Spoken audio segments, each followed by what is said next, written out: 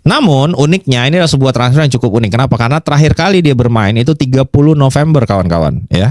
Jadi dia udah secara match fitness ini Jeremy Boga adalah question mark ya. Mungkin nanti kalian akan melihat nanti sama seperti Edon Zegrova yang datang dari Prancis dengan kondisi cedera dan match fitness yang jelek, akhirnya untuk bisa gradually menit bermainnya dapat itu membutuhkan waktu ya.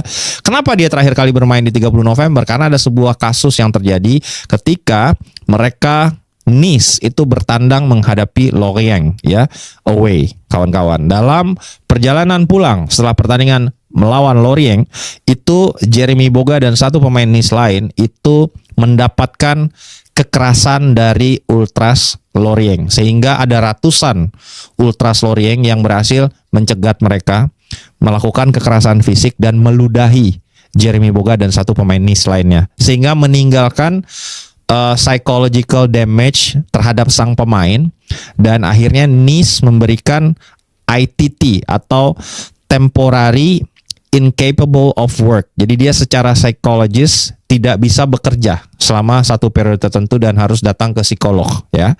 Karena pengalaman buruk yang dia alami saat dicegat oleh ratusan ultras dari Lorient ya.